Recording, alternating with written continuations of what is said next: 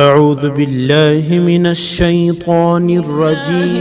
الرحمن الرحیم. اور یہ منگنی میں، یہ ولادت میں اتنے عام ہوتے ہیں وہ عمل میں.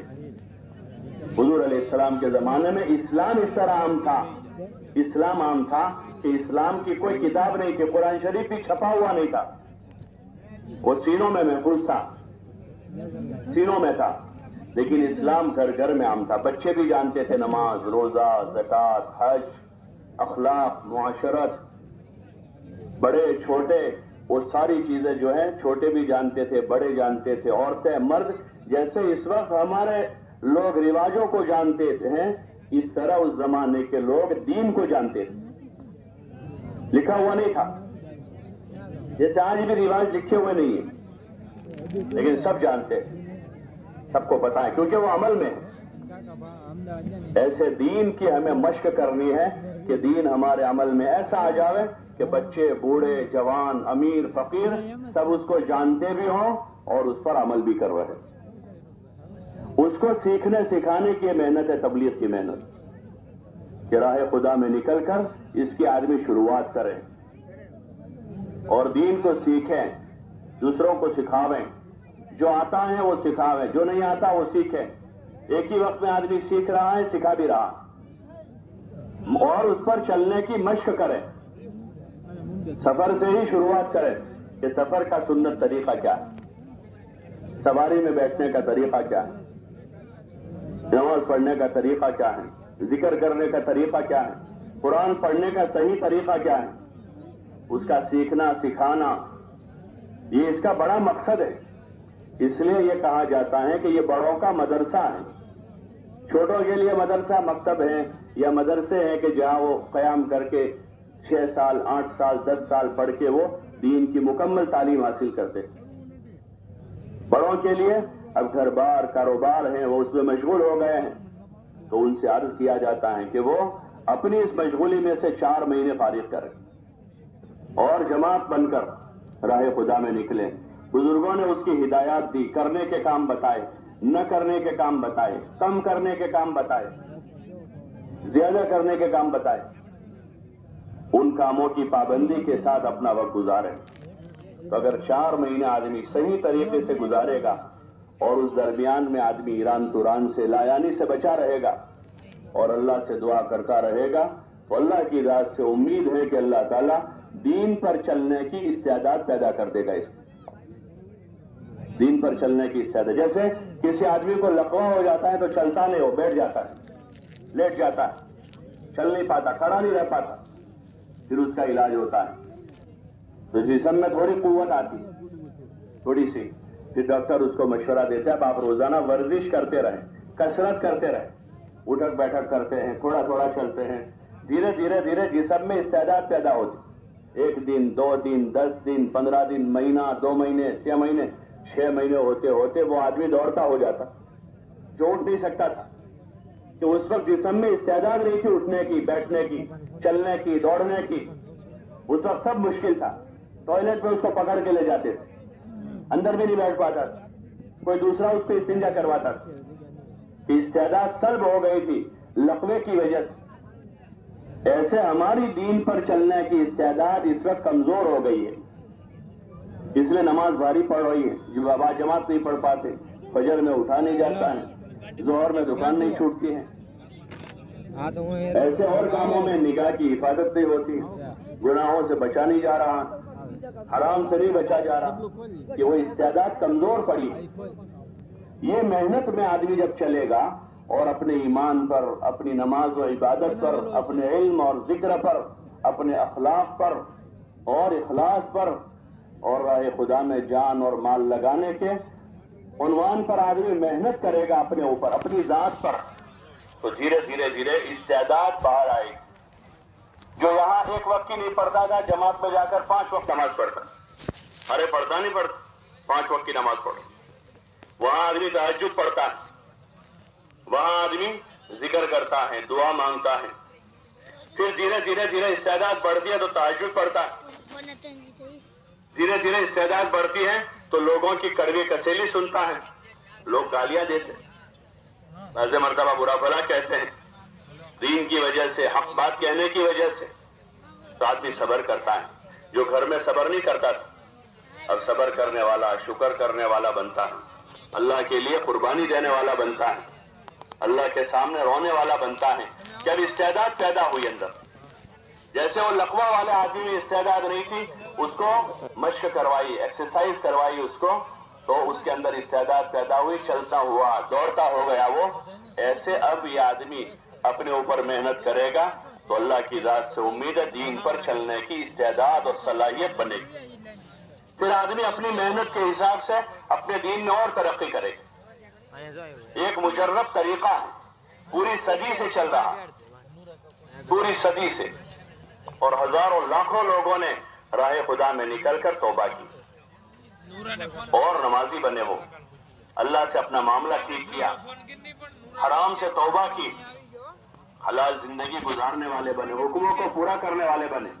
انہوں نے خود علم سیکھا اپنی ضرورت کا، اور بہت سو نے اپنا خود ضرورت کا علم سیکھتے ہوئے اپنے اولادوں کو قرآن کا، حدیث کا عالم بنایا۔ ہاں، یہ دھیرے دھیرے استعداد بڑھی، اب آگے بڑھا کام۔ تو اس لیے اس وقت بھی جو حضرات جا رہے ہیں جماعتوں میں، کتنے حضرات کھڑے ہو جائیں جماعت میں جانے والے، جماعتوں میں جو جا رہے ہیں سب کھڑے ہو جائیں، جہاں بھی ہیں، پیچھے بھی ہیں وہ بھی کھڑے ہو جائیں، ماشاءاللہ۔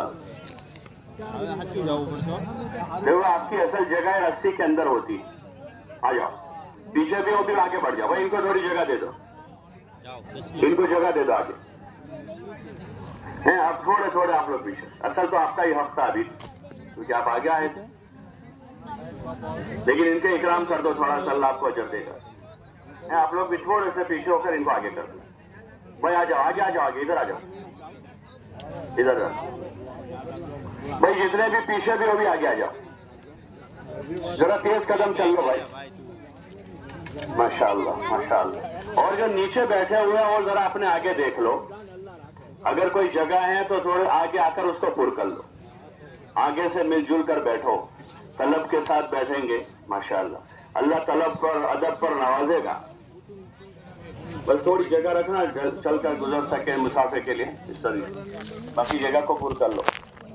بھائی آ جاؤ، جلدی آ جاؤ، جماعت پہ جانے والے جلدی آگے آ جاؤ، اور باقی جگہ بھی ہے بیچ میں، اس کو پر کرتے جاؤ تاکہ پیچھے سے آنے والوں کو اندر جگہ مل جائے۔ بیٹھ جاؤ، بیٹھ جاؤ، ماشاءاللہ۔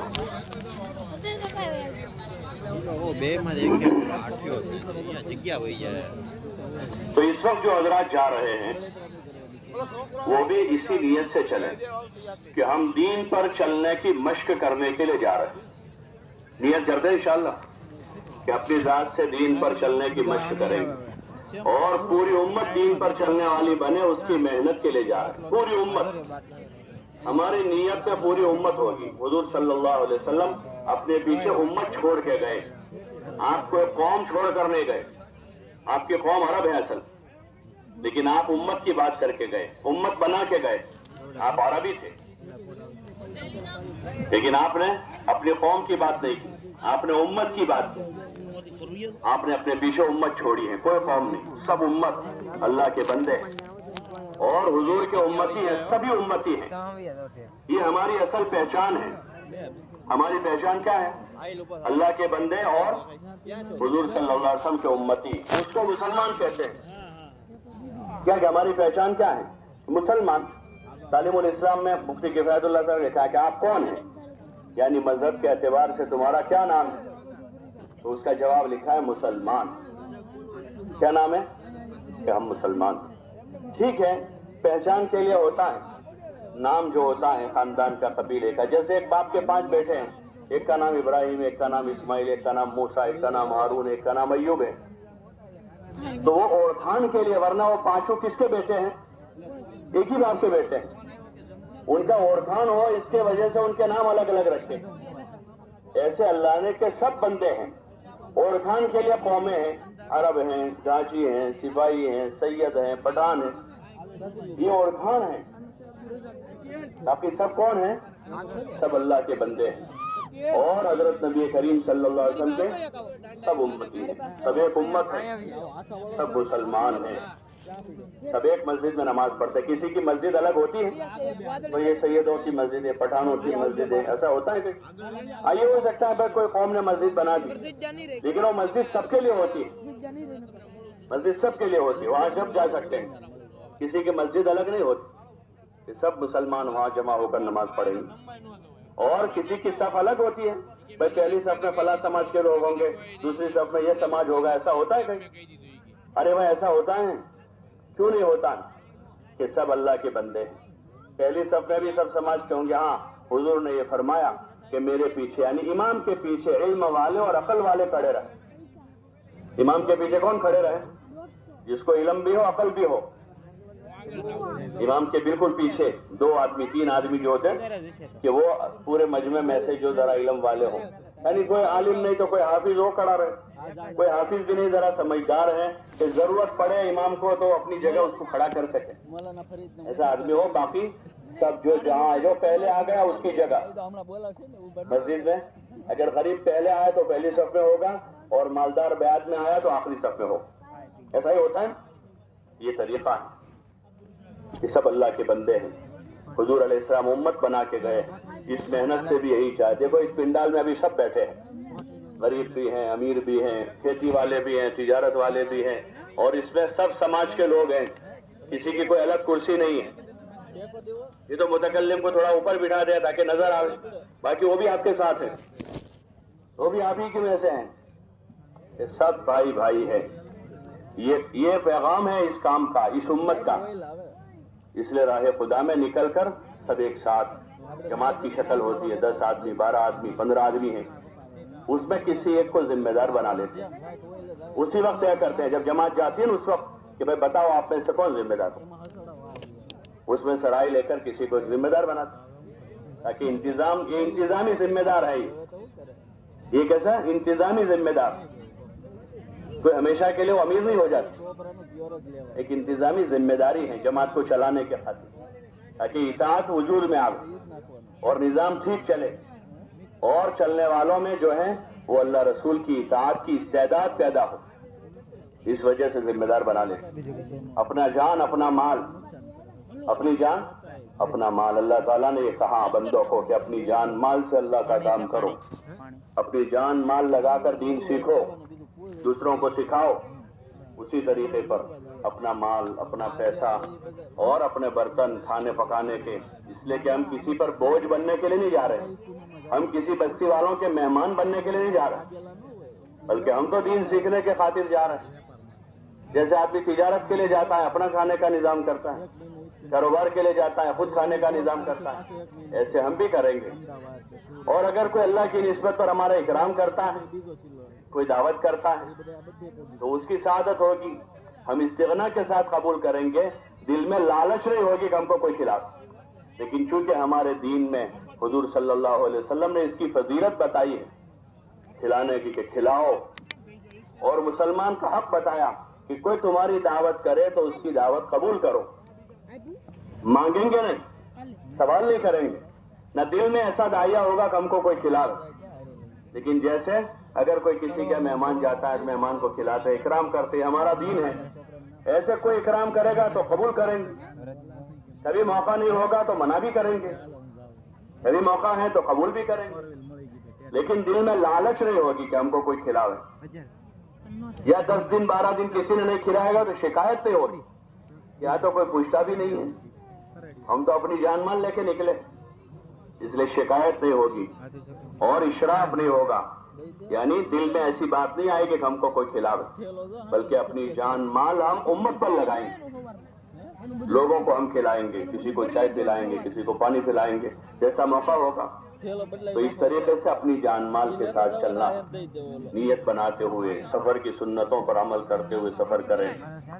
سفر جو ہے بہت بڑی دعوت ہے ہمارا، اگر ہمارا سفر سکون کے ساتھ، اطمینان کے ساتھ، اعمال کے ساتھ، دعاؤں کے ساتھ، ذکر کے ساتھ، ہدایت کی نیت کے ساتھ، بلکہ ہدایت کی نظر کے ساتھ کہ ہماری نظر جس پر بھی پڑے ہم دل ہی دل میں دعا کریں کہ اللہ ان کو ہدایت دے، یا اللہ ان کو ہدایت دے دے، یا اللہ ان کو ہدایت دے، سب کو یا اللہ سیدھا راستہ بتا دے، سب کو صراط مستقیم پر چلا دے جہاں بھی ہم جائیں گے. اس لیے کہ دنیا کا مسئلہ بڑا نہیں ہے، موت کے بعد کا مسئلہ بہت بڑا ہے. جو بغیر ایمان کے دنیا سے چلا گیا وہ ہمیشہ کے لیے خسارے میں جائے گا، آخرت برباد ہو جائے گی. دل کے اندر ایک فکر ہوگی، ایک کڑن ہوگی. دل ہی دل میں دعا کریں گے کہ اللہ سب کو ہدایت دے اور اپنے اعمال کی پابندی کریں، اپنے سامان کی، اپنے ایمان کی حفاظت کریں. حتی المقدور کوشش کریں ایک ہی سواری میں سفر کر لیں. بس ہے ایک ہی بس میں سب ایک ساتھ چلے جائیں. ٹرین ہے تو ایک ہی ٹرین میں، اور ایک ٹرین میں بھی کوشش کریں ایک ہی ڈبے میں سب بیٹھیں. ریزرویشن کا مسئلہ ہوتا ہے، بعض مرتبہ الگ الگ بیٹھنا پڑتا، لیکن کوشش کریں چاہے 10 سیٹوں پر 12 کو بیٹھنا کہ بھئی ہماری 2 سیٹیں ادھر ہیں، ایک ساتھ رہنے کی کوشش کریں. تو اس میں ایمان کی بھی حفاظت ہے، سامان کی بھی حفاظت، اور اپنی ضرورت کا سامان ہے. اعمال کے ساتھ دعوت دیتے ہوئے، ذکر کرتے ہوئے، دعا مانگتے ہوئے، سیکھتے ہوئے، سکھاتے ہوئے، عبادت کرتے ہوئے سفر کریں. ہاں، گاتے ہوئے، ناچتے ہوئے، باتیں کرتے ہوئے سفر نہیں ہے. سفر تو وقار کے ساتھ، سکون کے ساتھ، ذکر کے ساتھ، دعا کے ساتھ، سنت کے مطابق ہو. کوشش کریں فرض نمازیں جو ہے وقت پر ادا کر لیں. سفر میں موقع ایسا نہیں ہوتا کہ بڑی جماعت کر سکے ہم. کبھی ہوتا ہے ایسا کہ کوئی ایسی جگہ پر ہے جہاں پوری جماعت ایک ساتھ پڑھ لیں، یکسوئی کی جگہ ہے، کسی کو حرج نہیں ہو رہا، کسی کو ہماری وجہ سے تکلیف نہ ہو. ورنہ ٹرین میں ہے تو کوشش کرے 2 آدمی نماز پڑھیں تاکہ کسی کا راستہ نہ رکے ہماری نماز کی وجہ سے. کیونکہ لوگوں کا حق ہے، وہ ہماری عبادت ہے، ہمیں اپنی طرح سے کر لینا لیکن اس کی وجہ سے بھی ہم کسی کو تکلیف نہیں دیں گے. اگر اس کا بھی موقع نہ ہو تو اکیلے اکیلے پڑھ لیں، مسافر پر جماعت نہیں ہے، اکیلے اکیلے پڑھ لیں تاکہ فرض نماز ادا ہو. کوشش کریں وہاں جماعت کرنے کی، فضیلت والی نماز ہے جماعت کے ساتھ. لیکن اللہ نے سفر میں رخصت دی ہے. ایسا سفر ہے ٹرین میں ہے، بھیڑ بھاڑ زیادہ ہے، اگر 2 کریں گے تو راستہ رک جائے گا. ایک ایک آدمی پڑھ لیں، اس کے مسائل پوچھ لے علماء سے. تو اس طریقے سے نماز قضا نہ ہو. قضا کرنے کی اجازت نہیں. قصر ہیں، عصر، ظہر، عشاء، تینوں کی بجائے 4 کے 2 ہو جاتی. عشاء کی وتر ضرور پڑھے، اس کی بڑی تاکید ہے. اور فجر کی 2 سنتوں کی بھی بڑی تاکید ہے. حضور نے سفر حضر میں کبھی نہیں چھوڑا، اس کی بھی تاکید ہے. سنت موقدہ ہے اور اس میں بھی بہت تاکید ہے تو اس کا اہتمام کریں. اعمال کے ساتھ اس طرح سے منزل آوے اتر کر اپنی نیت کو دوبارہ دوہرا دیں کہ ہم کیوں نکلے ہیں. ہم اس لیے نکلے ہیں کہ ہم اپنی ذات سے دین پر چلنا سیکھیں اور پوری امت. پھر بات آئے کہ امت کیا نیت کریں گے؟ ارے بولو نا بھائی. پوری امت، کہ پوری امت جو ہے وہ دین پر چلنے والی بنے، یہ ہماری نیت.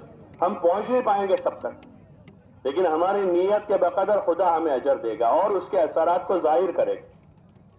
تو اس طرح نیت کریں، اپنا سامان اٹھا لیں، دیکھ لیں کوئی چیز رہ نہ جاوے، چھوٹ نہ جاوے، کوئی ساتھی نہ چھوٹ جاوے.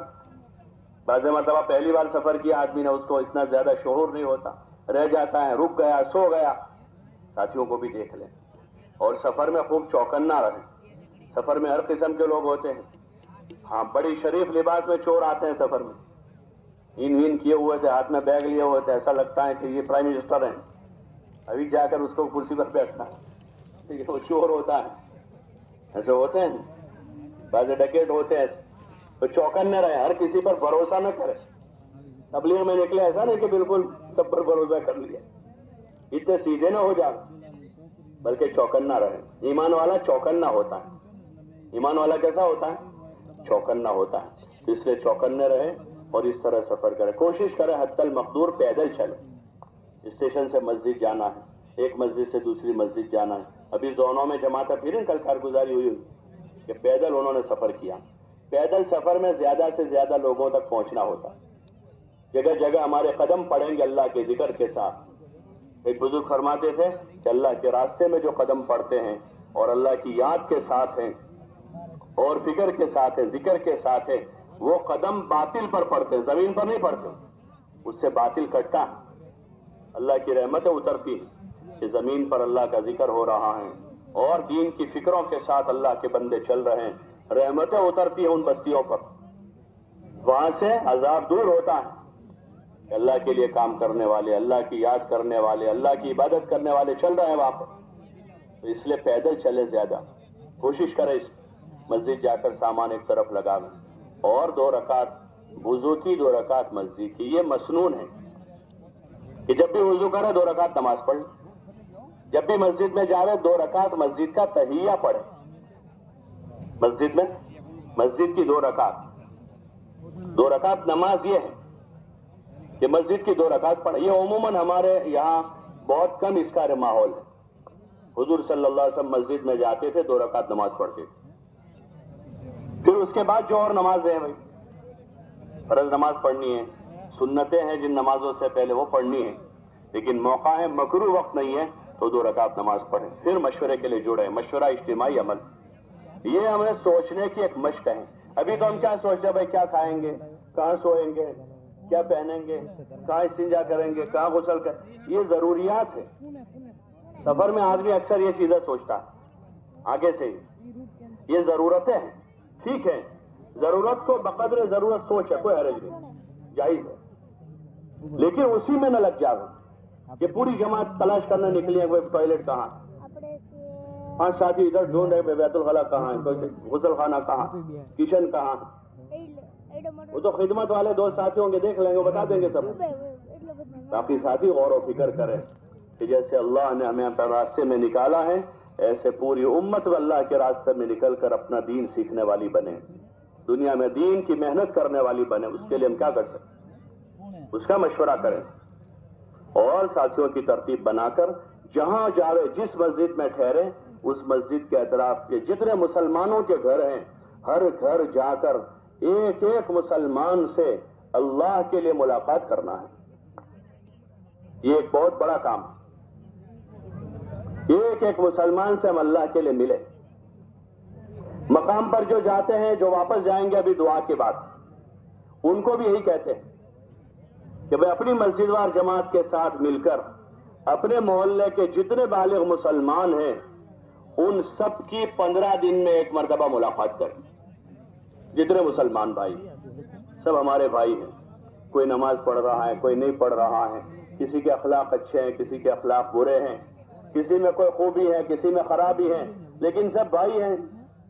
جیسے ایک باپ کے 4 بیٹے ہوتے ہیں, ایک پکا نمازی, ایک پکا بے نمازی, ایک بڑا با اخلاق, ایک بدتمیز ہے.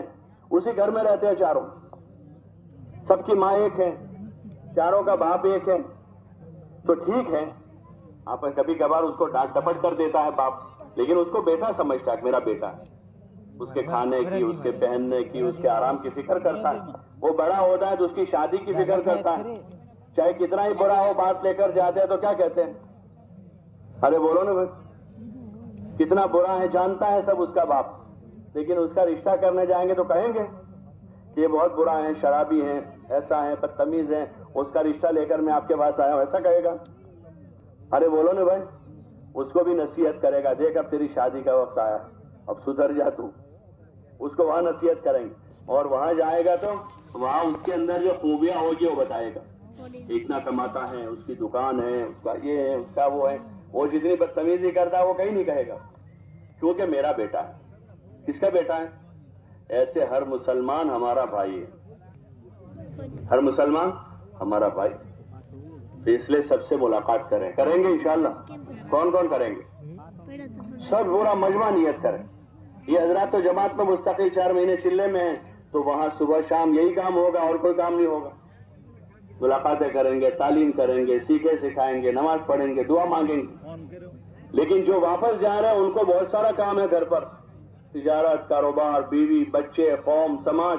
اس میں سے روزانہ وقت نکالیں, 2.5 گھنٹہ, 3 گھنٹے, 4 گھنٹے اس میں سے نکالیں, اور مسجد کی جماعت کے ساتھ رہ کر گھر گھر کی ملاقات کا نظام بنا کر ایک ایک مسلمان کے پاس جا کر محبت سے ملیں. یہ تو کر سکتے ہم, ان کو جا کر سلام کریں, مصافحہ کریں, ان کے پاس بیٹھے حشاش بشاش, ان کو بتائیں کہ آپ ہمارے بھائی ہیں, ہم آپ کے بھائی ہیں. وہ پوچھے گا آپ کیسے بھائی ہو گئے؟ بولے کلمے کی نسبت پر بھائی ہم. وہ بھی تعجب کرے گا کہ بھئی یہ تو کبھی آتا نہیں تھا, کیسے آ گیا. تو ہم کون سے بھائی ہیں؟ کہ کلمے کی نسبت ہے، ہم کلمہ پڑھا ہے اللہ کا، تو اس طریقے سے ایک ماحول سازگار ہوگا بستی میں، لڑائیاں ختم ہوگی، جھگڑے ختم ہو جائے. اگر اس طرح خالی ملنا شروع ہوا تو اس کا نفع یہ ہوگا کہ ساری لڑائیاں ختم ہو جائے گی. ایک دوسروں کو سلام کرنا شروع کر دیا، جواب دینا شروع کر دیا. یہ محنت کا یہ بہت بڑا عمل ہے، ایک ایک مسلمان سے جا کر ملنا کہ اس سے بہت سارا فساد ختم ہو جائے. پھر اب ملنے کے بعد کیا کرنا ہے؟ ملنے کے بعد ایمان کی، اعمال کی، اخلاق کی، آخرت کی باتیں کرنی ہے اور اس کے فائدے بتانے. ہاں، اس کے فائدے بتانا کہ بھائی ایمان کا یہ فائدہ ہے کہ آدمی رائے کے دانے کے برابر بھی اگر بچا پایا آخر میں اور اتنا بھی لے کر گیا ہے، ادنا ایمان والا ہے وہ، اس کو بھی اللہ تعالیٰ اس پوری دنیا سے 10 گنا بڑی جنت کا مالک بنائے. نجات کا مدار ایمان ہی ہے، اس کے علاوہ کچھ نہیں. آدمی اسی پر نجات پائے گا. پھر عمل کے حساب سے اس کے درجے بلند ہوں، باقی نجات کا ذریعہ ایمان ہے. دنیا میں بھی برکتیں ظاہر ہوگی. نماز کے فائدے بتائے کہ نماز پڑھیں گے روزی میں برکت ہوگی، 5 وقت ہمیشہ پابندی کریں گے، اللہ ذمہ داری سے جنت میں داخل کرنے کا وعدہ کرتا ہے. ایسے اور فضیلتیں اس کی ہیں. جس نے صبح کی نماز پڑھی وہ اللہ کی ذمہ داری میں آ جاتا ہے. حدیث میں آتا ہے من صلی الصبح فهو فی ذمۃ اللہ، کہ جس نے صبح کی یعنی فجر کی نماز پڑھی وہ اللہ کی ذمہ داری میں آ جاتا ہے. نماز کے ذریعے سے زندگی میں راحت آتی ہے. نماز برائیوں اور بے حیائی کے کاموں سے روکتی ہے. نماز اہم ترین فریضہ ہے. نماز دین کا ستون ہے. اسلام اور کفر کے درمیان میں فرق کرنے والی چیز ہے. نماز بہت بڑا عمل ہے. آپ علیہ السلام نے فرمایا قرۃ عینی فی الصلاۃ، کہ میری آنکھوں کی ٹھنڈک نماز ہے. آپ کی آخری وصیت یہ ہے الصلاۃ الصلاۃ، آخری وصیت کی سب کو، اپنی امت کو، کہ بھئی نماز کی پابندی کرنا، نماز کی پابندی کرنا. اتنا بڑا عمل ہے. ایسے علم حاصل کرنے کے فائدے بتا. ہم علم سیکھیں گے زندگی صحیح ہو جائے گی، زندگی اچھی گزرے گی، اللہ کی مرضی کے مطابق ہوگی تو رحمت برکتیں نازل ہوگی. حضور والے طریقوں کی برکتیں دنیا میں نصیب ہوگی آپ کے طریقوں پر چلنے سے. اس طرح سے اچھی اچھی باتیں سمجھاوے ایک دوسروں کو. ہاں، زیادہ وقت برباد نہ کرے ایران توران میں، بلکہ یہ باتیں ایک دوسروں کو سمجھاوے، یہ باتیں کریں.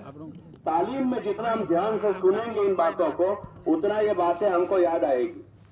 اپنے عمل کے وقت بھی جو اصل ہے، ہم اس لیے سن رہے ہیں، چاہے بیان سن رہے ہیں، تعلیم سن رہے ہیں، کہ ہمیں عمل کے وقت اس کے فائدے یاد آوے اور عمل کے وقت اس کا صحیح طریقہ ہمیں یاد ہو، معلوم ہو، تاکہ ہمارا عمل صحیح ہو، یقین کے ساتھ ہو.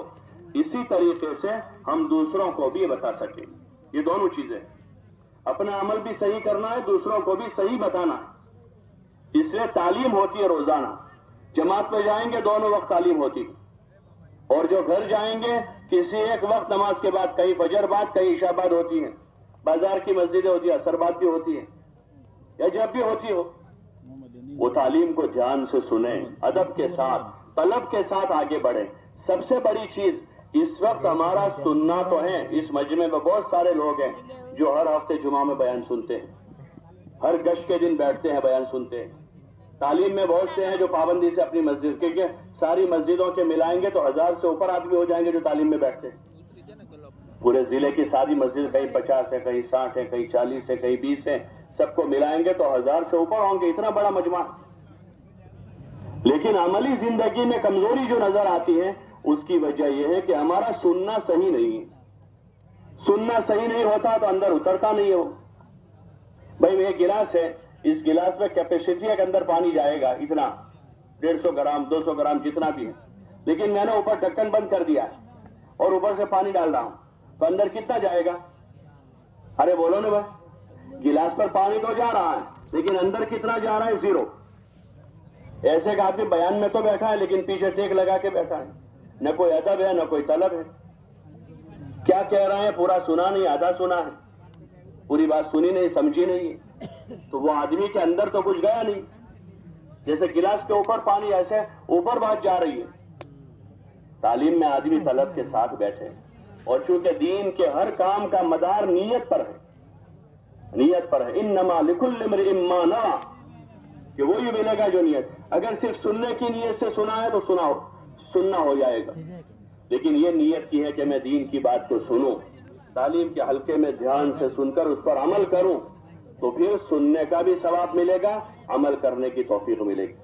پھر عمل کرنے کے ساتھ آدمی نے یہ بھی نیت کی ہے کہ میں دوسروں تک ویسا ہی پہنچاؤں گا جیسا میں نے سنا, یعنی صحیح سنا ہے صحیح پہنچاؤں گا, تو اس کو دوسروں کو بات کرنے کی بھی توفیق ہوگی اور اللہ تعالیٰ اس کی بات سے دوسروں کو فائدہ پہنچائے.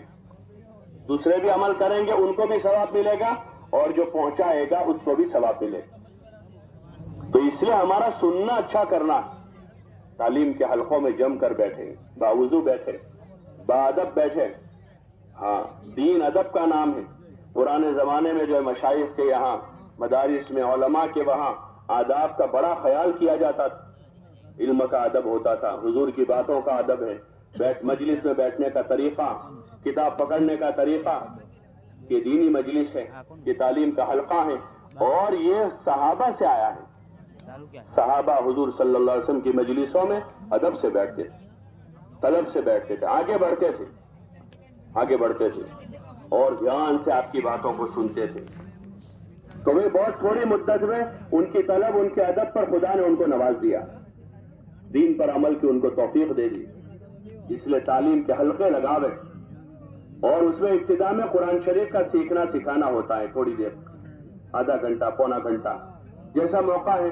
نئے ساتھی ہیں, قرآن شریف نہیں آتا ہے تو زیادہ وقت اس میں لگا دیں, 1 گھنٹہ لگا دیں, تاکہ بنیادی ضروری صورتیں سب کی صحیح ہو جائے. پھر فضائل کی کتابوں میں سے تھوڑا تھوڑا پڑھتے, فضائل نماز, حکایت صحابہ, فضائل ذکر, فضائل قرآن, فضائل تبلیغ, اور فضائل صدقات کے ابواب الگ الگ. اس میں سے ان کتابوں میں اللہ کے قرآن کی آیتیں اور اس کی تفسیر ہے, عام فہم انداز, یعنی سب سمجھ سکے اس طرح.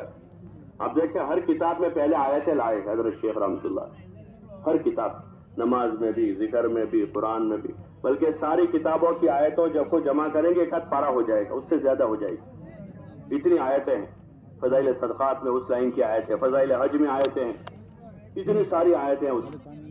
تو وہ آیات جو ضروری دین کے اسلام کے ارکان ہیں, ایمان, نماز, روزہ, زکوٰۃ, حج, پھر اس میں معاشرت اور اس لائن کے بہت سارے مضامین ہیں. صحابہ کی سیرت ہے, حکایت صحابہ, اس کو سنیں دھیان سے, ادب سے, طلب سے. پھر حضور علیہ السلام کے مبارک ارشادات یعنی حدیثیں لائے, فضائل کی ہزاروں حدیثیں ہیں اس, اور اس کا آسان عام فہم ترجمہ کیا ہے کہ جو عام سے عام مسلمان بھی سمجھ جائے. جو اردو زیادہ پڑھا لکھا نہیں ہے وہ آدمی بھی اس کو سمجھ لے, تو اس کو پڑھے. حدیث 2-3 مرتبہ پڑھے, فائدے کو 1 بار پڑھے. کوئی مشکل لفظ ہے تو اس کا ترجمہ بتاتے. تعلیم کے وقت دوسری باتیں نہ کریں, اسی کو پڑھتے رہیں, سنتے رہیں, سناتے رہیں, دھیان جماویں. ساتھی آگے پیچھے ہو تو ذرا متوجہ کر لے محبت, فائدے بتاوے, تعلیم کے آداب بتاوے, تاکہ پوری طلب برقرار رہے. اور پھر اخیر میں 6 صفات کا مذاکرہ, جو ابتدا میں نے عرض کی, ایمان, نماز, علم اور ذکر, اکرام مسلم, اخلاص نیت اور تفریغ وقت. یہ 6 صفتیں ہیں. یہ 6 صفتیں یا 6 نمبر جس کو کہتے ہیں, یہ پورا دین نہیں ہے, یہ 6 صفتیں. لیکن اس پر محنت کر کے جب آدمی اس کو زندگی میں لائے گا تو اب پورے دین پر عمل کرنا اس کے لیے آسان ہو جائے گا. جیسے مدرسے میں بچے کو تفقیہ قاعدہ پڑھاتے ہیں, وہ پورا قرآن نہیں ہے, حالانکہ وہی حروف قرآن میں ہے, وہی 29 حروف, لیکن وہ پورا قرآن نہیں ہے. لیکن وہ تفسیر اور قاعدے اس طرح اس لیے پڑھاتے ہیں کہ پورا قرآن پڑھنا اس کے لیے آسان ہو. تو یہ 6 نمبروں پر محنت کرتے اس لیے کہ پورے دین پر چلنا آسان ہو جائے. اس لیے اس کی مشق ہے 6 نمبروں. صرف بولنے کی مشق نہیں ہے. تبلیغ میں صرف بول کر مقرر بننا مقصود نہیں ہے کہ آدمی کو بیان کرنا آ جائے, بلکہ اصل مقصود یہ ہے کہ ہر ساتھی ان صفتوں کو اس لیے بولے کہ اس کو بولتے بولتے دل میں اتر جائے. اپنے اندر لانے کے لیے بولنا, یہ طریقہ ہے.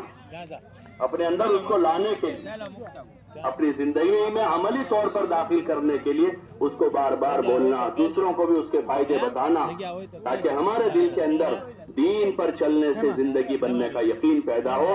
اس لیے اس کی دعوت دیں. یہ ایک کام ہے 6 صفت کی, اپنے ساتھیوں کے درمیان میں دعوت دے رہے ہیں.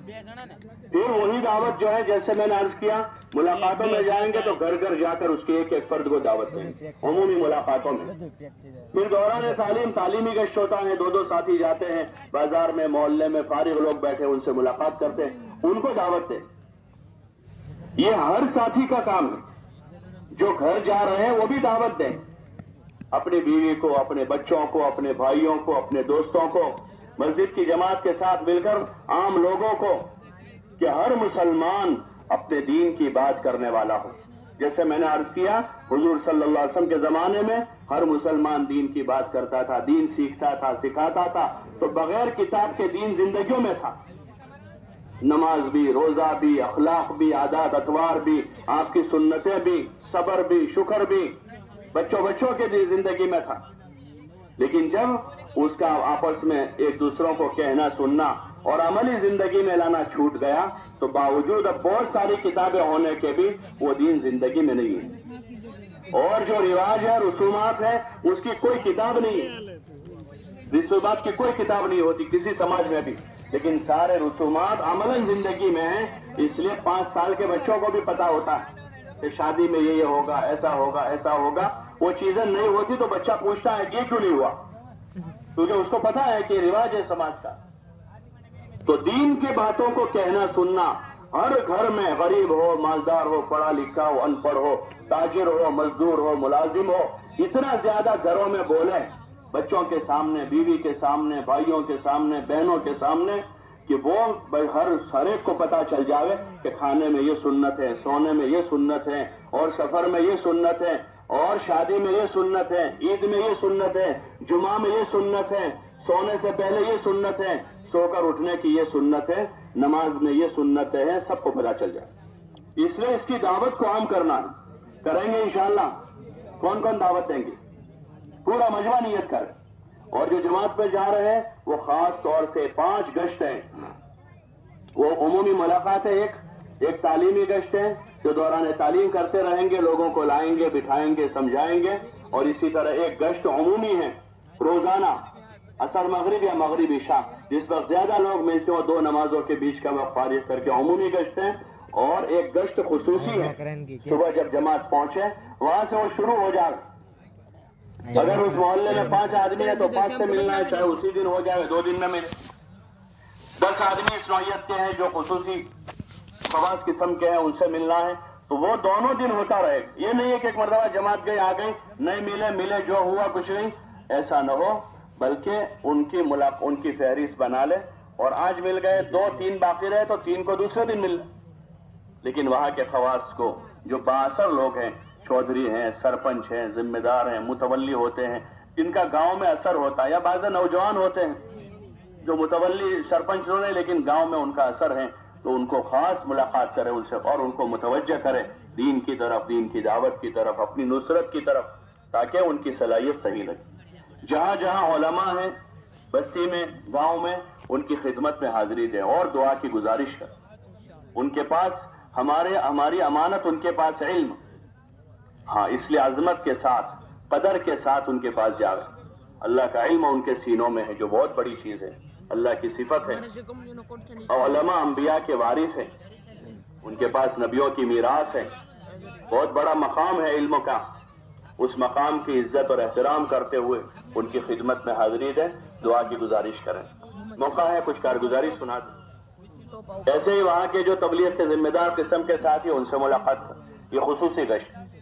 اور ایک گشت وصولی کا ہوتا ہے, جس میں آپ نے جو محنت کی ہے نقد جماعت بنانے کی, 4 مہینے کے لیے, چلے کے لیے, 3 دن کے لیے, ان کو تیار کر کے ان کو نکالنا, وصول کر کے ان کو روانہ کرنا. ہر مسجد سے جماعت آگے اس وقت بڑھے, 2 دن 3 دن میں وہاں سے نقد جماعت روانہ کرے, اگلی مسجد جائے. 2 دن 3 دن میں ایک جماعت بناوے, روانہ کرے, اگلی مسجد جائے. اسی طرح اپنے پیچھے مسجد وار جماعت وہاں بناوے, اگر پہلے سے ہے تو اس کو مضبوط کرے. لیکن یہ سارا کام ہوتا ہے محبت کی فضا میں, کہ سب سے ملیں جلیں, اللہ توفیق دے ان کو کھلاوے پلاوے, اور محبت کی ایک فضا بنا, تو پھر اس سے لوگ قریب ہوتے ہیں, نئے لوگ آتے, اور پھر ان پر محنت کریں. وہ ہم خود سمجھیں, ان کو سمجھاوے, ان کو لے کر بیٹھیں, کچھ سیکھیں, سکھاویں. تو ایک کام یہ دعوت ہے جو 5 گشتوں کے راستے سے ہوگی. اس دوسرا تعلیم ہے, ایک تو فضائل کی اجتماعی تعلیم ہو گئی, اس کے علاوہ انفرادی طور پر سیکھے سکھاوے. ہر مسلمان یا تو معلم ہوگا یا متعلم ہوگا. آپ نے یہی کہا کہ وہ تو معلم بنو یا متعلم بنو, سکھاؤ. آپ کو نہیں آتا تو سیکھو, ہر وقت سیکھ رہے ہوں گے یا سکھا رہے ہوں, सीखने सिखाने में लगे, अपना कुरान सही करें, नमाज सही करें, वुजू का तरीका सही करें, अजान इकामत कहना भी सीखें, और दूसरी जितनी जरूरी चीजें हैं उसको हासिल करें, दुआएं सीखें, उसमें जो चीजें फर्ज है वो सबसे पहले सीखें, फिर जो चीजें वाजिब है उनको सीखें, फिर सुन्नतों को सीखें, फिर आदाब और मुस्तहब्बात भी सीखें। हाँ, जब अंदर हुजूर की मोहब्बत पैदा हो जाएगी तब आदमी हर अदब मुस्तहब को भी सीखेगा कि मेरे नबी अलैहिस्सलाम इस तरह खाते थे, आप इस तरह जाते थे, आप इस तरह चलते थे।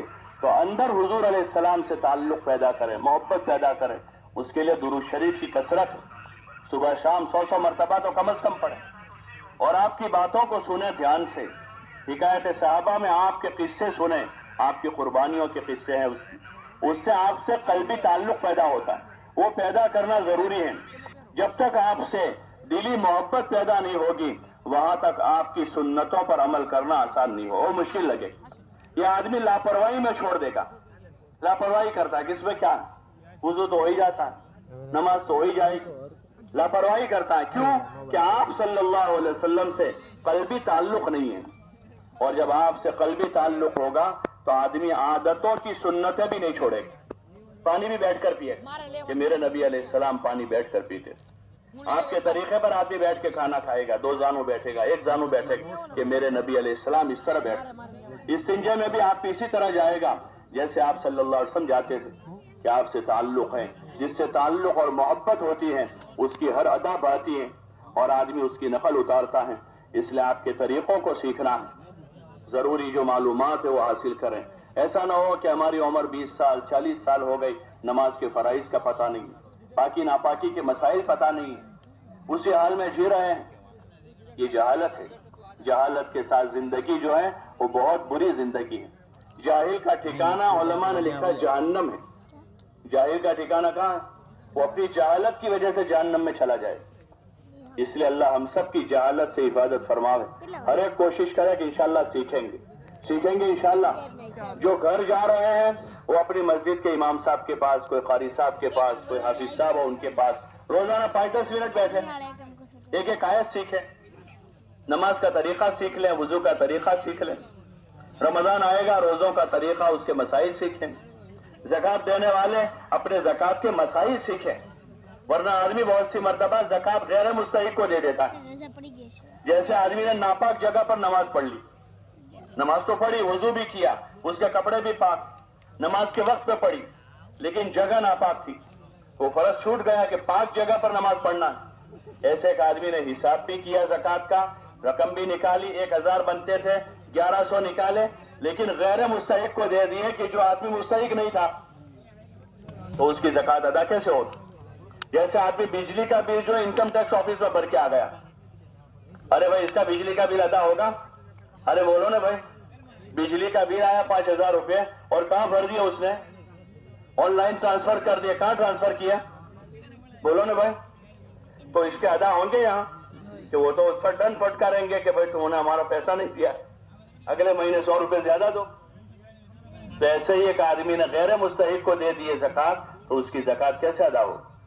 इसलिए उलमा से राब्ता रखें ताकि मौके पर ज़कात के मसले पूछें। शादी आवे तो शादी का तरीका पूछें, घर में वलीमा है तो उसका तरीका पूछें, सुन्नत क्या है, बिदत क्या है, जहालत क्या है, रिवाज क्या है, ताकि हम फर्क कर सकें, वरना सब गलत मलत हो जाएगा और जिंदगी की बरकतें खत्म हो जाएगी, अल्लाह नाराज हो जाएगा। इसलिए हुजूर सल्लल्लाहु अलैहि वसल्लम से कल्बी ताल्लुक पैदा करने के लिए जो है दुरूद शरीफ पढ़े, सुबह शाम 100 मरतबा रोजाना। अपने गुनाहों पर नदामत के साथ इस्तिग़फ़ार करें, रोवे, अपने आप को पाक साफ न समझे हम, बल्कि रोवे अल्लाह के सामने कि अल्लाह गुनहगार हूं, बहुत सारी कोताहियां मुझसे हुई है, नमाजें छूटी हैं, आगे पीछे हुई है, तकबीर उला फौत हुई है, जिंदगी में कोताहियां हुई हैं, गुनाह हुए हैं, कि अल्लाह मुझे माफ फरमा दे। सुबह 100 मरतबा अल्लाह के सामने तौबा करें और शाम को 100 मरतबा तौबा करें रोजाना, तो फिर हमारे गुनाह धीरे धीरे धीरे धुल जाएंगे और उस कसरत इस्तिग़फ़ार की वजह से आदमी अल्लाह के यहाँ बड़े दर्जे ले जाएगा। और कसरत इस्तिग़फ़ार की वजह से दुनिया में रोजी में बरकत होगी, जिसको औलाद नहीं है उसके यहाँ औलाद होगी। अगर बारिश नहीं आ रही है तो कसरत इस्तिग़फ़ार से बारिश का पानी आएगा। अल्लाह ताला ने नूह अलैहिस्सलाम से कहा था कि तुम्हारी कौम ने गुनाह कर रखे हैं ان سے کہو کہ استغفار کرو، اس لیے کہ ان کے گناہوں کی وجہ سے بارشیں رک گئی اور ان کے وہاں ولادتیں رک گئی، بچے پیدا نہیں ہوتے، ان کے گناہوں کی وجہ سے عذاب آیا اللہ کی طرف۔ اب وہ آئے نبی کے پاس، اب کیا کریں؟ تو ان کو علاج لوگ جاتے ہیں لوگوں کے پاس کہ ہمارا بچہ نہیں ہو رہا ہے، روزی میں تنگی ہے اور ہمارے پاس یہ مسائل ہیں، حالات بہت ہیں، ان سب کا حل اللہ نے قرآن میں بتایا ہوا ہے۔ نوح علیہ السلام سے کہا تھا فَقُلْتُ اسْتَغْفِرُوا رَبَّكُمْ إِنَّهُ كَانَ غَفَّارًا يُرْسِلُ السَّمَاءَ عَلَيْكُمْ مِدْرَارًا وَيُمْدِدْكُمْ بِأَمْوَالٍ وَبَنِينَ وَيَجْعَلْ لَكُمْ جَنَّاتٍ وَيَجْعَلْ لَكُمْ أَنْهَارًا۔ یہ ساری چیزوں کے راستے کھل جائیں گے، تمہارے باغات اور نہریں جاری ہو جائے گی، اور اللہ تعالیٰ تمہیں مال اور اولاد کی کثرت کرے گا کہ تم اپنے گناہوں پر توبہ کرو۔ اور توبہ کیا ہے کہ آدمی گناہ چھوڑ دے، پہلا کام کیا کرے کہ گناہ چھوڑ دے۔ نماز نہیں پڑھتا ہے، پڑھنا شروع کر دے، سود کھاتا ہے، سود لینا دینا بند کر دے، جھوٹ بولتا ہے، جھوٹ بولنا بند کر دے، ماں باپ کی نافرمانی کی ہے، ان کے ساتھ آدمی صلح کر لے، قطع تعلقی کر رکھی ہے رشتہ داروں سے، آدمی چھوٹا بن کے ان کے پاس چلا جاؤ، ان سے رشتہ ناتا جوڑ لیں۔ ایسے اور جو گناہ کر رکھا ہے آدمی نے، سب سے پہلے تو گناہ چھوڑ دیں اور پھر پکی نیت کرے کہ آئندہ کبھی یہ گناہ نہیں کروں گا، اور پھر معافی مانگے اللہ سے کہ یا اللہ اب میں معافی مانگتا ہوں، نہیں کروں گا، اور لوگوں سے پریشان کیا تو لوگوں سے معافی مانگے کہ بھائی صاحب مجھے معاف کرو۔ چھوٹے باپ کے بن جاؤ یہاں دنیا میں، بہت آسان ہے، چھوٹے باپ کے بن گئے تھوڑی دیر کے لیے اور معافی مانگ لی، سامنے والے نے معاف کر دیا، مسئلہ حل ہو جائے گا۔ ورنہ اگر دنیا میں معافی تلافی نہیں ہوئی تو پھر قیامت میں اس کے لیے جہنم ہے کہ آدمی اس گناہ کے بدلے جہنم میں جائے گا، وہاں سزا بھگتے گا، پھر آئے گا۔ اس لیے اپنا معاملہ صاف رکھے، اس لیے استغفار ہے۔ یہ جو استغفار کی تسبیح کہتے ہیں روزانہ صبح شام، کہ آدمی کا معاملہ صاف رہے، صبح استغفار کرے، شام کو استغفار کرے، لوگوں سے بھی معافی مانگے، اللہ سے بھی معافی مانگے، اپنے بیوی بچوں سے بھی معافی مانگے کہ ان کو کوئی تکلیف ہو گئی ہم سے، چلتے پھرتے اٹھتے بیٹھتے کوئی جملہ ایسا کہہ دیا، کسی کو سامنے کہہ دیا، کسی کے پیٹھ پیچھے کہا، تو اس پر ہم توبہ کریں، استغفار کریں، معافی مانگیں۔ وہ معافی کا نام استغفار ہے۔ صبح 100 مرتبہ، شام کو 100 مرتبہ، اور 100 مرتبہ تسبیح پڑھیں، سبحان اللہ، الحمدللہ، لا الہ الا اللہ، اللہ اکبر، تاکہ اللہ کی بڑائی اور عظمت ہمارے دلوں میں آئے، ہمارا دل صاف ہو۔ اللہ کے ذکر سے دلوں کی صفائی ہوتی ہے۔ جیسے لوہے کا زنگ اتارنے کے لیے اس کو پٹی میں ڈالتے ہیں کہ بہت پرانا ہو گیا ہے، میلا ہو گیا ہے، اندر کچرا جم گیا ہے، تو اس کو پٹی میں ڈال کے اس کو پگھالتے ہیں، تو کچرا ایک طرف آ جاتا ہے اور لوہا ایک طرف آ جاتا ہے۔ ہوتی ہیں بڑی بڑی میلیں ہوتی ہیں اس کی، لوہے کی پھر اس میں سے سڑیے بناتے ہیں اور لوہے کی چیزیں بناتے ہیں، تو پہلے پرانے لوہے کو پگھالتے ہیں، اس کا کچرا ایک طرف ہو جاتا ہے اور اس کا لوہا ایک طرف آ جاتا ہے۔ اسی طرح دلوں کے لیے اللہ کا ذکر ہے، صبح شام، سبحان اللہ، الحمدللہ، لا الہ الا اللہ، اللہ اکبر، پاک ہے اللہ کی ذات، سبحان اللہ، الحمدللہ، تمام تعریفیں صرف اللہ کے لیے، تاکہ کسی اور کی بڑائی دل میں باقی نہ رہے زیادہ۔ ٹھیک ہے، انسانی احترام اور مرتبے پہچاننے کا حضور نے حکم دیا ہے، کوئی بڑا ہے اس کا مرتبہ پہچانے، لیکن ایسا نہ ہو کہ ہم اس کو خدا بنا دیں، اسی سے اتنا ڈرے جتنا اللہ سے بھی نہ ڈرتے ہو، اسی سے اتنی امید لگاؤ جتنی اللہ سے بھی امید نہ ہو، کہ کوئی شیخ صاحب آ کر کہہ دے تم گھبراؤ مت، میں تمہارے ساتھ کھڑا ہوں، تو آدمی الٹے سیدھے سارے کام کر لیتا ہے۔ اور اللہ کہہ رہا ہے کہ اللہ تمہارے ساتھ ہے، اگر تم یہ کرتے ہو تو اللہ تمہارے ساتھ ہے، اگر تم نماز قائم کرتے ہو، اگر تم زکوٰۃ ادا کرتے ہو تو اللہ کا ساتھ ملے گا۔ تو آدمی اس میں اس پر یقین نہیں کر رہا، تو پھر اس کو اللہ سے بھی بڑا بنا دیا ہے۔ کسی کی بھی قدر عظمت اتنی زیادہ نہ ہو جاوے کہ اللہ کے مقابلے میں بڑھ جاوے، بلکہ کسی کی محبت بھی اتنی نہ ہو جاوے کہ جو اللہ رسول سے اور اللہ کے دین کے تقاضوں سے زیادہ ہو جاوے۔ محبت تو ہوگی ماں باپ کی، بھائی بہنوں کی، رشتہ داروں کی، اس لیے اللہ کے دھیان کے ساتھ تسبیح پڑھیں، سبحان اللہ، الحمدللہ، لا الہ الا اللہ، اللہ اکبر، اللہ سب سے بڑا ہے۔ 100 مرتبہ صبح بولیں گے اللہ سب سے بڑا ہے، اللہ سب سے بڑا ہے، اللہ سب سے بڑا ہے، اللہ سب سے بڑا ہے، تو پھر سارے مخلوق کی بڑائی دل سے نکل جائے گی۔ اور جس دن یہ لوگوں کی بڑائی نکل گئی، اس کی مثال ایسی ہے جیسے بچے اندھیرے سے ڈرتے ہیں. اندھیرا ہوتا ہے نا گھر میں, وہ جاتے نہیں, ارے بھائی جاؤ کوئی بات نہیں, وہاں جن ہے, ہوتا ہے نا, اور لائٹ چلا دو تو اب جاتے ہیں. ارے ایسا ہوتا ہے. یہی ہمارا حال ہے, یہی حال ہے کہ دنیا کے لوگوں سے ہم ڈر رہے, اس لیے ان کی ملامت کی ہمیں پرواہ ہے. جھوٹ بولتے ہیں ان کے لیے کہ یہ ناراض ہو جائیں گے, ان کے واسطے ہم برے کام کرتے ہیں, ان کے خاطر ہم پتہ نہیں کیا کیا کر دیتے ہیں. بس ایسا ہے کہ ابھی ہم اندھیرے میں ہیں, اس لیے ان سے ڈرتے ہیں.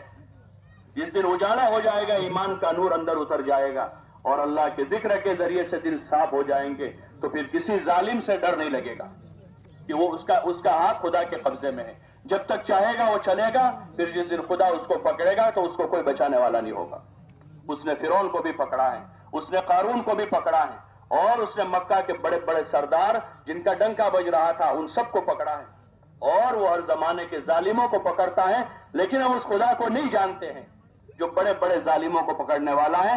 اس لیے ہم کرسی والوں سے ڈرتے ہیں, عہدے والوں سے ڈرتے ہیں, ڈگری والے سے ڈرتے ہیں, ہم وکیل صاحب سے ڈر رہے ہیں, جج صاحب سے ڈر رہے ہیں, ہم کسی کورٹ کے ملازم سے کیوں ڈر رہے ہیں کہ ہم اس اللہ کو جو بڑا مہربان ہے, اس مہربان خدا سے واقف نہیں ہیں. اس کی عظمتیں ہمارے دل میں نہیں ہیں, اس لیے ہم ان سے ڈر رہے ہیں. ہماری مثال ایسی ہے جیسے بچہ اندھیرے سے ڈرتا ہے, جب وہاں سوئچ آن کرو اور اجالا ہو جاتا ہے تو بچہ وہیں جا کے کھیلتا ہے.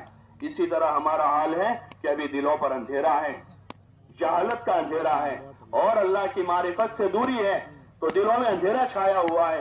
اس لیے ڈر لگ رہا ہے. مخلوق کا ڈر ہے, لوگوں کا ڈر ہے, کسی طاقتور کا ڈر ہے, اور کسی مال والے کا, کسی ڈگری عہدے والے کا ڈر اس وجہ سے اندر بیٹھا ہے. جب اللہ کی تسبیح پڑھیں گے ان سب کا ڈر اندر سے نکل جائے گا. جیسے صحابہ کہ ان کے دلوں میں کسی کا ڈر نہیں تھا, پھر وہ دنیا میں گئے اور ٹنکے کی چوٹ اللہ کی بات انہوں نے کہی کہ ہم اللہ کی بات لے کر آئے ہیں, ہم تمہارے پاس راشن لینے نہیں آئے, ہم تمہارے پاس بھیک مانگنے نہیں آئے ہیں. بڑی بڑی سپر پاور کے پاس گئے, حکومتوں کے پاس جا کر, ربی ابن عامر کہہ رہے وہاں اس حکومت سے جا کر, ان اللہ بعثنا, کہ ہم کو اللہ نے بھیجا ہے, ہم کو اللہ نے بھیجا ہے, ہم اللہ کے بھیجے ہوئے ہیں. لوگ جانتے تھے کہ اللہ کی طاقت ہمارے ساتھ, اللہ کی قدرت ہمارے ساتھ ہے, اللہ کی مدد ہمارے ساتھ ہے. اللہ کی مدد ایمان والوں کے ساتھ ہے, تقوی والوں کے ساتھ ہے, اللہ کے لیے جینے والوں کے ساتھ ہے. تو پھر کسی کا ڈر نہیں ہوگا, نہ کسی حکومت کا ڈر ہوگا, نہ کسی آدمی کا ڈر. یہ تو عدالتیں بدلتے رہتے ہیں, مال کا کس کے پاس ہے کل اس کے پاس ہوگا, پرسوں اس کے پاس ہوگا. کرسی آج اس کے پاس ہے کل کو اس کے پاس ہوگی, آج وہ ہے کل کو وہ آ جائے گا. اسی طرح اللہ تعالیٰ نظام پر زمین کو بدلتا رہتا ہے. وَتِلْكَ الْأَيَّامُ نُدَاوِلُهَا بَيْنَ النَّاسِ, کہ ہم لوگوں کے دنوں کو بدلتے رہتے ہیں. آج کسی کے پاس پیسہ ہے کل کو اس کی اولاد فقیر ہوگی, اور آج کا فقیر کل کو مالدار ہو جاتا ہے. آج جس کے پاس ایک یعنی ذرا سا پاور نہیں ہے وہ کل کو جا کر اقتدار کی کرسی پر بیٹھ جاتا ہے. اور اقتدار کی کرسی پر بیٹھا ہوا خاندانوں سے, نسلوں سے جن کے قبضے میں بادشاہت تھی, وہ صبح کو ذلیل ہو کر اپنا ملک چھوڑ کے بھاگنا پڑتا ہے. اس کے لیے اس ملک میں جگہ نہیں بچتی جس کے ذرے ذرے کا مالک تھا, جس کے ذرے ذرے کا اس کا باپ مالک تھا, اس کا دادا مالک تھا.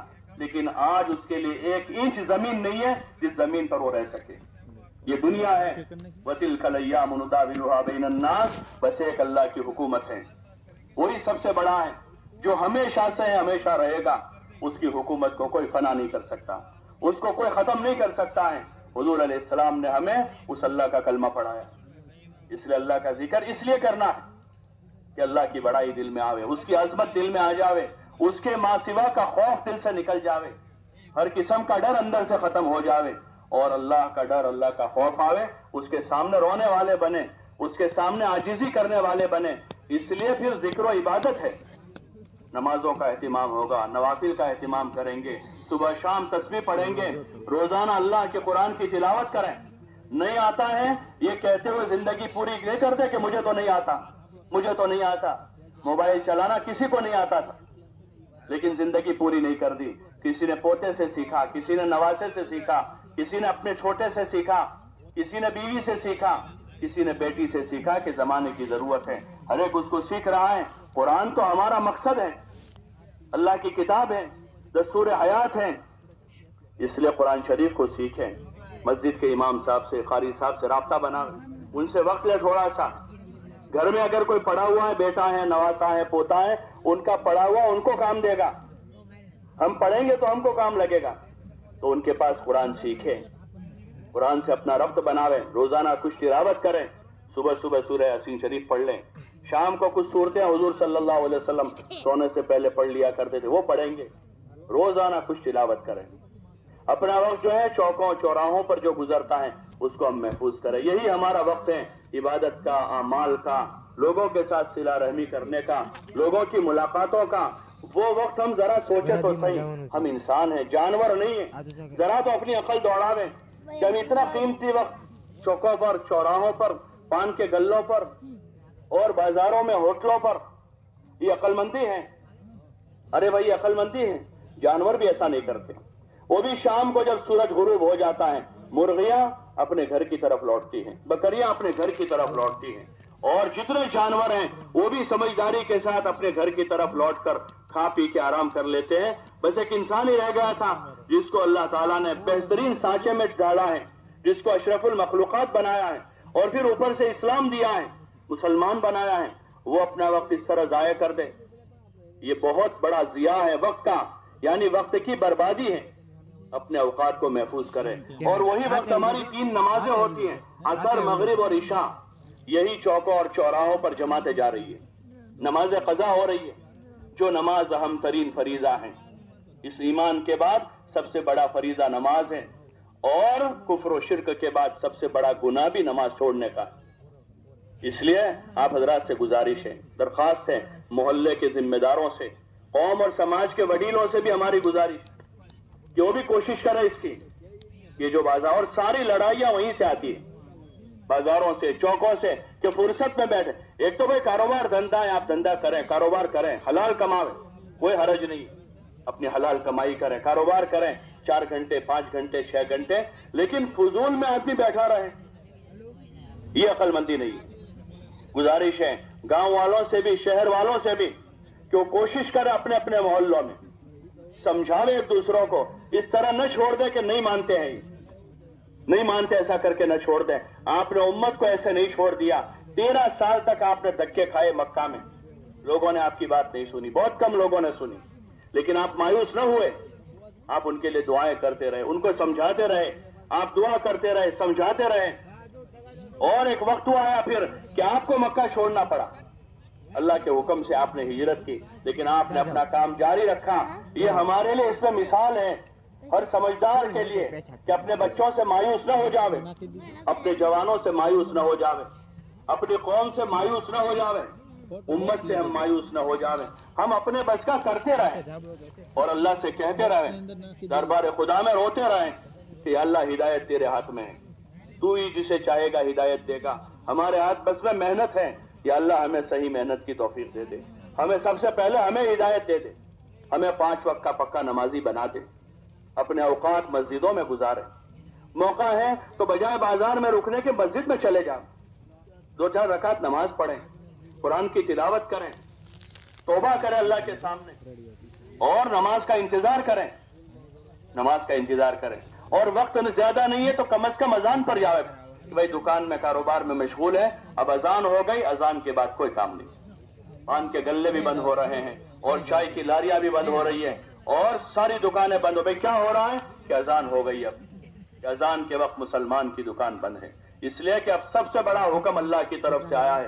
اللہ کے منادی نے پکارا ہے، حی علی الصلاۃ، حی علی الفلاح، آؤ نماز کی طرف، آؤ کامیابی کی طرف. اب دکان میں، مکان میں، تجارت میں، کاروبار میں کامیابی نہیں ہے. اگر کوئی سمجھ رہا ہے غلط فہمی میں ہے کہ میں کامیاب ہو جاؤں گا اب دکان چلا کر، اب یہ کامیاب نہیں ہوگا. جب تک وہ اس وقت کا فریضہ نماز ادا نہ کر لے، وہ اللہ کے وہاں کامیاب لوگوں میں نہیں لکھا جائے، بلکہ وہ نماز چھوڑنے کی وجہ سے، نماز میں سستی کرنے کی وجہ سے، یا نماز قضا کرنے کی وجہ سے حضور علیہ السلام کی بد دعاؤں کا مستحق بنے گا. اور حضور کی بد دعا کے ساتھ وہ کیسے پنپ سکتا ہے جس کو حضور علیہ السلام نے بد دعا دی؟ اور ایسی سخت دھمکی دی ہے حضور نے کہ باوجود وہ، یعنی مسجد کی نماز چھوڑ کر اگر گھر میں پڑھ لیتے ہیں تو حضور فرما رہے ہیں کہ میں اب چند جوانوں سے کہوں کہ وہ ایندھن اکٹھا کر کے ان کے گھروں کو جا کر آگ لگا دیں. وہ حضور کی بد دعائیں لے رہے ہیں، وہ کیسے پنپ سکتے ہیں؟ हम अभी क्या भाई इतना सारा करते हैं, नमाज भी हो रही है, दुआएं हो रही है, हरम में लोग दुआ कर रहे हैं, फिर भी हालात है कि भाई इस तरह के काम किए हुए हैं जिस वजह से मदद नहीं उतर रही है, उस वजह से नुसरत नहीं आ रही है। भाई एक आदमी कमा रहा है रोजाना 1000 रुपए, लेकिन रोजाना 2000 का कर्जा कर रहा है। 1000 कमाता है अपनी जगह है, लेकिन रोजाना 2000 का कर्जा करता है, तो महीने में बजाय कुछ बचने के 30,000 का कर्जा बढ़ता है।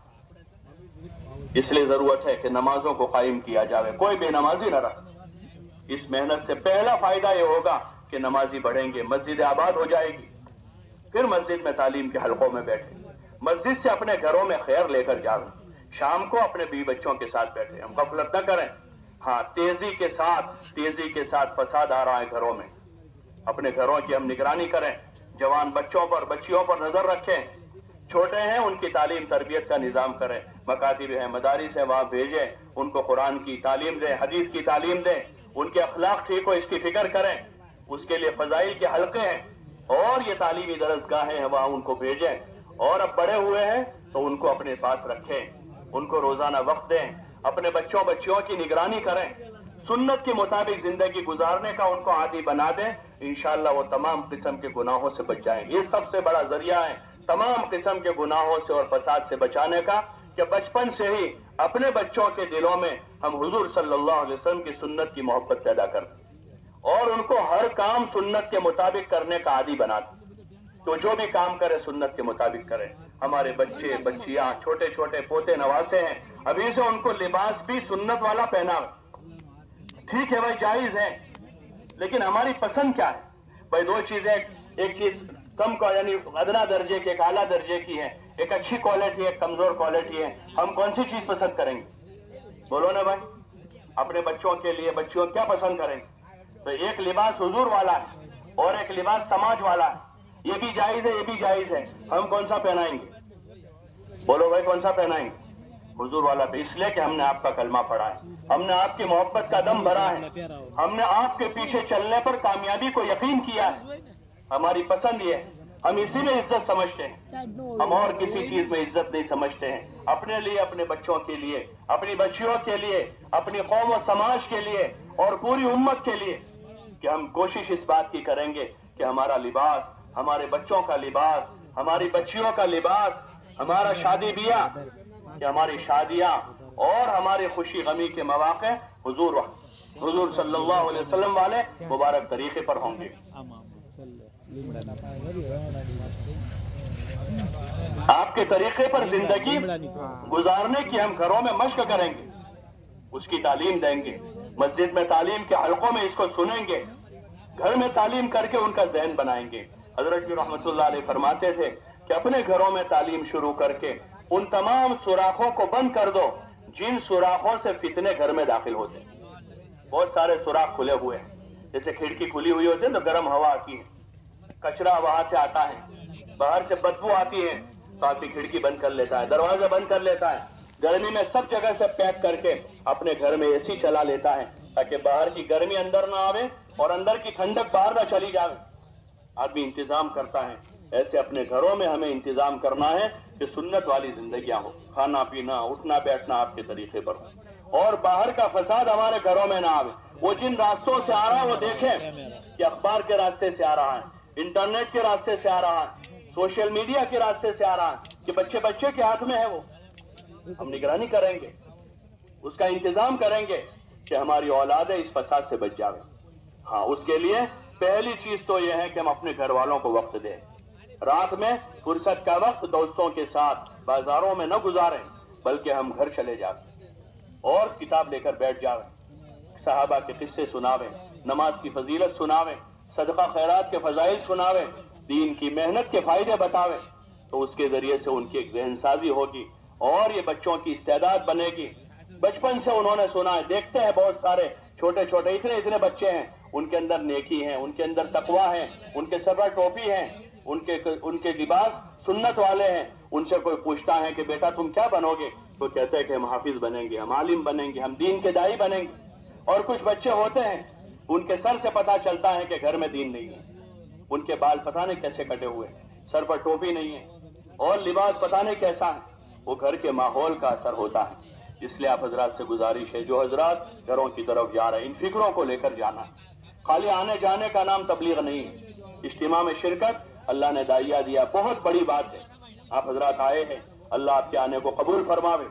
ہاں، یہ قدم اٹھانا بھی معمولی نہیں ہے، ایک مجلس سننا بھی معمولی نہیں ہے، دین کا تھوڑا بھی بہت ہے، تھوڑا بھی بہت ہے کہ آدمی نے قدم بڑھایا ہے، لیکن اس پر اکتفا نہ کر لیں، اس پر قناعت نہ کر لیں، اسی پر پورا نہ کر دیں کہ دعا کے بعد مطمئن ہوگا اگلے سال اجتماع کی دعا میں آ جائیں گے، سال بھر کے گناہ معاف ہو جائیں گے۔ ایسا نہیں ہوگا، بلکہ جو حقوق ابھی جیسے میں نے کچھ چیزیں عرض کی ہیں، اس لائن کا دین سیکھنا ہوگا، اس حقوق کی ادائیگی جو اللہ کے ہیں اللہ کو اور جو بندوں کے ہیں ان کی ادائیگی کے ساتھ زندگی حضور صلی اللہ علیہ وسلم والے مبارک طریقے پر جتنی آئے گی اتنی ہماری زندگی بنتی جائے گی۔ اس لیے اس کی نیتیں کریں، ارادے کریں، عزائم کریں، اور ہر قسم کی لایانی سے، غفلت سے، فضول خرچیوں سے اپنے آپ کو بچاویں۔ اللہ نے پیسہ دیا ہے، مال دیا ہے، فضول لگانے کے لیے نہیں دیا ہے، گھروں کی بڑی بڑی تعمیر کے لیے نہیں دیا ہے، فضول کپڑے جوتوں پر لگانے کے لیے نہیں دیا ہے۔ مال خدا نے دے کر وہ مال لگانے کے راستے بتائے ہیں، غریبوں پر، فقیروں پر، مسکینوں پر، یتیموں پر اور دین کے تقاضوں پر۔ اللہ کا دین دنیا میں زندہ ہو جاوے اس پر لگانے کے لیے اللہ نے دیا ہے۔ اپنی زندگیوں میں، اپنی اولادوں کی زندگیوں میں دین آوے اس پر مال لگانے کے لیے اللہ نے دیا ہے، تو اپنی جان اور مال دونوں کو ہم صحیح جگہ لگانے کا نظام بنائیں۔ یہ جو راہ خدا میں جا رہے ہیں وہ اسی کی مشق کریں گے، ہمیں بھی اسی کی مشق کرنے کے لیے نیت بنانی ہے انشاءاللہ کہ زندگی میں جلد از جلد موقع نکال کر 4 مہینے ضرور لگائیں گے انشاءاللہ۔ کون کون نیت کرتے ہیں؟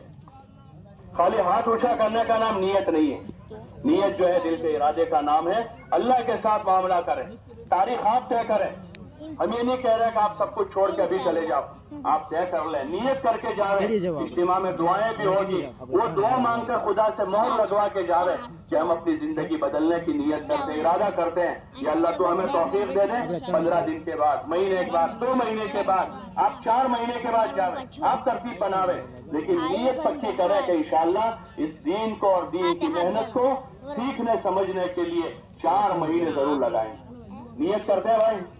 اب پتا ہے کون کون نیت کرتے ہیں؟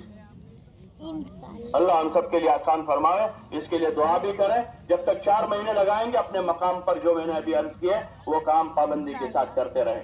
اللہ تعالی ہم سب کو توفیق عطا فرمائے۔ اب جو حضرات جماعتوں میں جانے والے ہیں ذرا کھڑے ہو جائیں، جہاں بھی ہیں پورے مجمع میں جہاں بھی ہیں کھڑے ہو جائیں۔ ماشاءاللہ۔ اب دیکھو جو بھائی رسی سے باہر ہیں وہ رسی کے اندر آ جاؤ۔ نیچے بیٹھے ہوئے آپ حضرات زیادہ حقدار تھے اس وقت یہی بیٹھے، کیونکہ آپ پہلے آئے تھے، اب تو آپ ہی کا تھا، لیکن ان بھائیوں کے لیے تھوڑا اثار کر دیں، تھوڑی تھوڑی جگہ بنا۔ آپ حضرات پہلے آئے، اللہ جزائے خیر دے آپ نے پہل کی آنے میں، اب تو آپ ہی کا تھا، لیکن اثار کر دیں تھوڑا ان کے لیے، تھوڑے تھوڑے پیچھے ہو جائے بھائی، ادھر بھی، اور جماعت میں جانے والے آ جاؤ، ادھر آ جاؤ۔ دعا کے بعد مسافہ ہوگا تو اٹھے نہیں آپ لوگ، آپ بیٹھے رہے، آپ میں سے کوئی نہ اٹھے۔ یہ پرچہ جیسے جیسے پکارتے جائے وہ جماعتیں اٹھے تاکہ سہولت سے ادھر سے آوے، مسافہ کرتے ہوئے اس طرح نکل جائے۔ بھائی آپ لوگ بھی ادھر آ جائیں۔